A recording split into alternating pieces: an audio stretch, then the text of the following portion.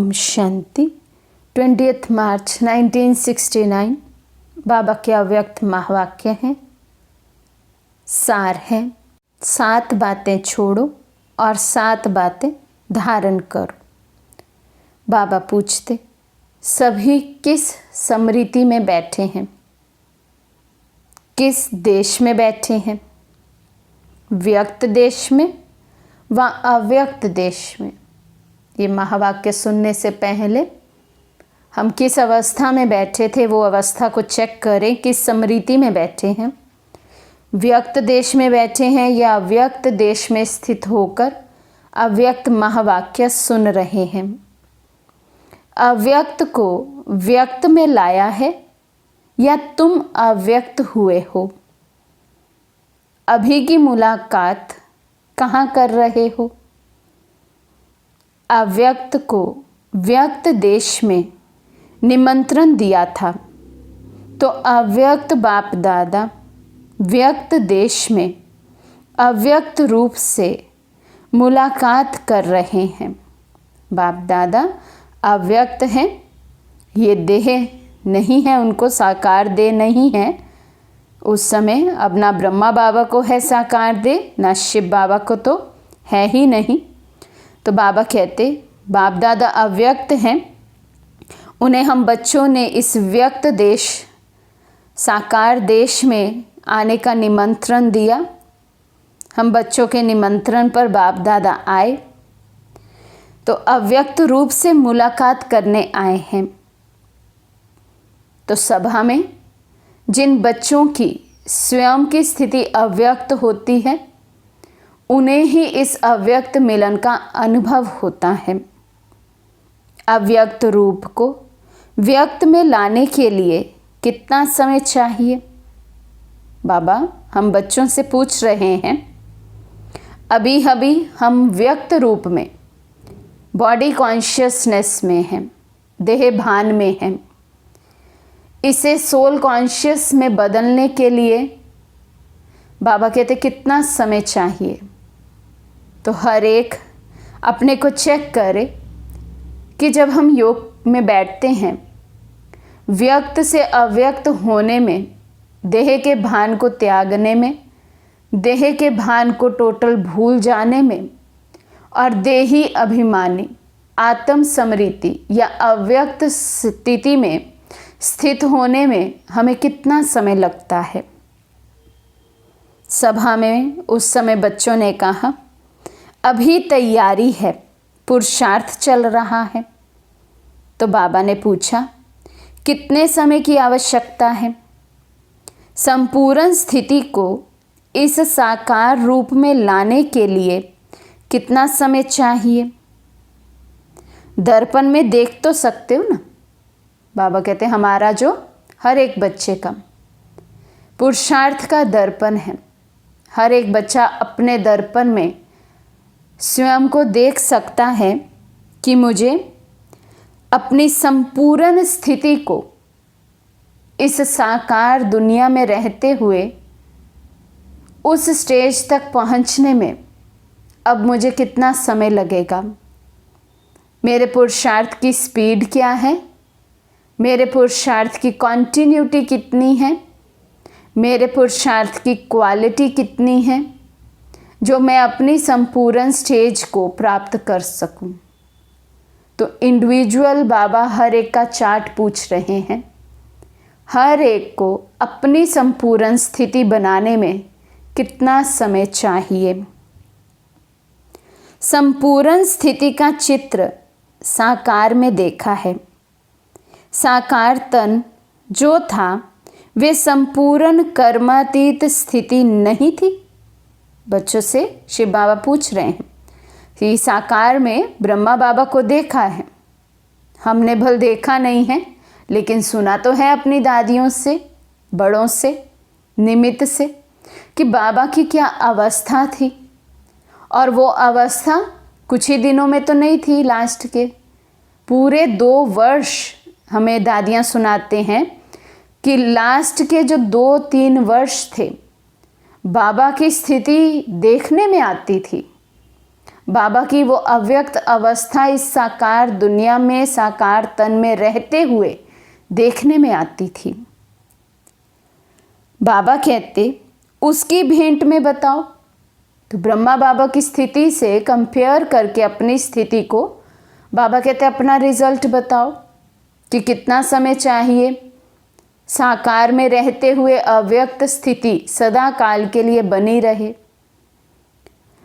उन जैसा तो बनना ही है, गुणों को ही धारण करना है। तो उनके अंतिम स्थिति और अपने वर्तमान स्थिति में कितना फर्क समझते हो? बहुत गहरे प्रश्न बाबा पूछ रहे हैं।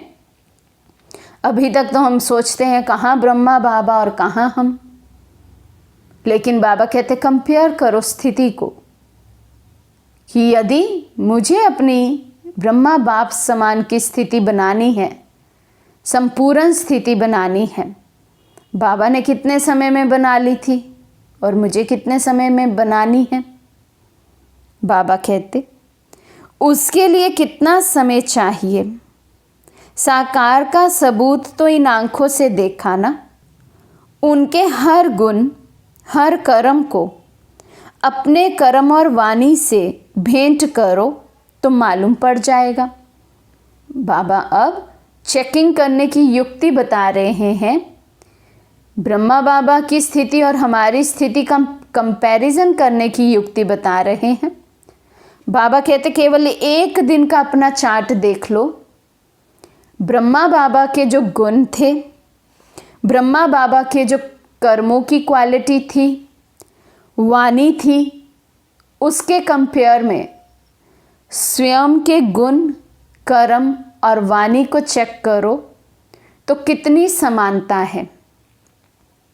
जितनी समानता है उतनी फिर समीपता होगी।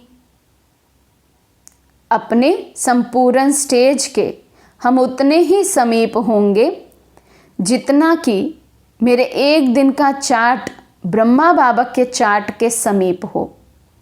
उनके जैसी वाणी, उनके जैसे गुण, उनके जैसे कर्म। बाबा कहते अभी समय के हिसाब से 25% भी बहुत है। समय पुरुषार्थ का बहुत कम है। इसलिए जैसे याद का चार्ट रखते हो, साथ साथ अब ये भी चार्ट रखना चाहिए। साकार जो कर्म कर रहे थे, जो स्थिति, जो स्मृति थी, उन सभी से भेंट करनी है। साकार में बाबा ने जैसे कर्म करके दिखाए, जैसे बाबा ऊंच स्थिति में रहते थे, सदा शिव बाबा की स्मृति में रहते थे, तो बाबा कहते इन बातों से अपने को कंपेयर करना है ब्रह्मा बाबा के साथ। अच्छा, आज कुमारियों का इम्तिहान लेते हैं। सभी जो पुरुषार्थ कर रहे हैं उसमें मुख्य 7 बातें धारण करनी है और 7 बातें छोड़नी हैं। वे कौन सी? तो हर एक कुमारी ने अपना अपना सुनाया। छोड़ने का तो सभी को सुनाते हो। 5 विकार और उनके साथ छठा है आलस्य और 7वां है भय। ये भय भी बड़ा विकार है। शक्तियों का मुख्य गुण ही है निर्भय, इसलिए भय को भी छोड़ना है। अच्छा, अब धारण क्या करना है? बाबा ने बताया 5 विकार, छठा है आलस्य और 7वां है भय, यानी काम, क्रोध, मोह, लोभ, अहंकार, आलस्य और भय। ये 7 चीज़ें हमें छोड़नी है। और धारण क्या करना है फिर? बाबा कहते अपने स्वरूप को जानना। तो स्वरूप, स्वधर्म, स्वदेश, सुकर्म, स्वलक्ष्य, स्वलक्षण और स्वदर्शन चक्रधारी बनना। ये 7 बातें धारण करनी हैं। कौन सी 7 बातें? स्वरूप, माना सदा मैं आत्मिक स्वरूप में, अपने सत्य स्वरूप में स्थित रहूं। मैं हूँ ही आत्मा, चैतन्य दीपक, चैतन्य ज्योत। सदा ये याद रहे। दूसरी बात, स्वधर्म, मैं आत्मा हूँ, ये पहली बात। मैं शांत स्वरूप आत्मा हूँ, मेरा स्वधर्म शांति है।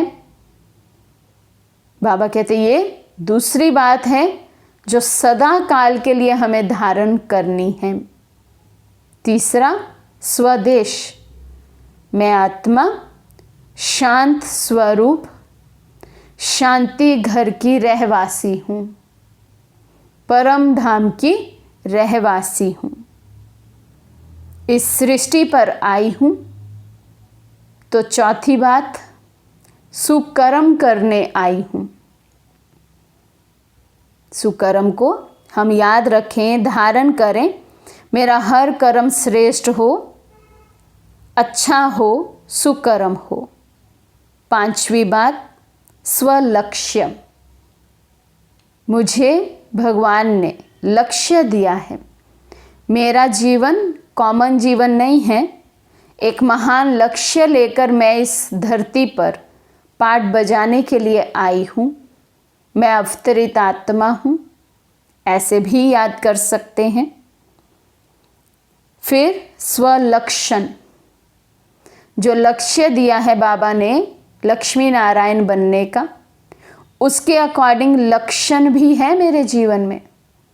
क्या मेरा जीवन प्रैक्टिकल स्वरूप वैसा है, बन रहा है, इतना परिवर्तन आ रहा है?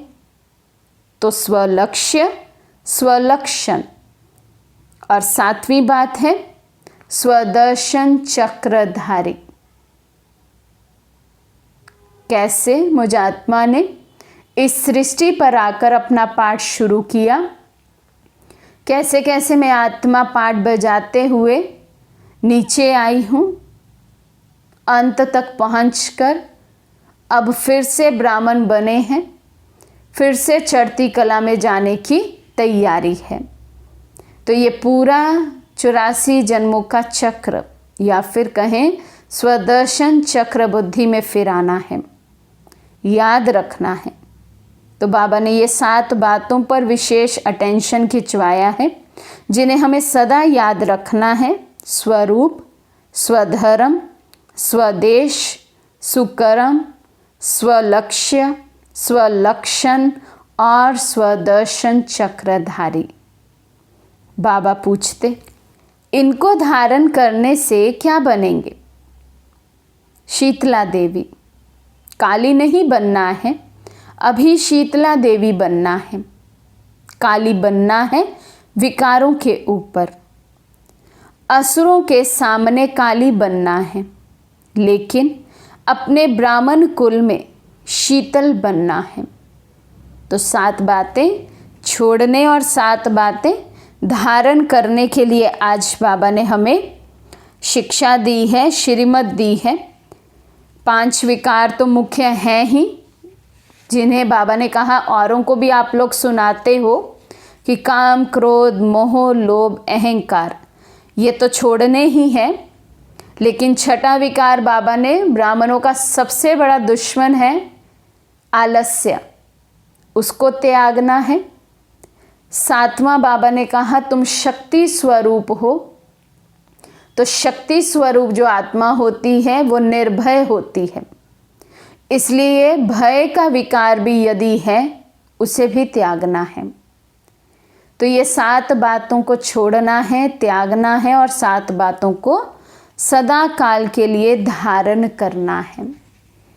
तो हम अटेंशन दें अपने स्वरूप पर, स्वधर्म पर, स्वदेश की याद में रहें।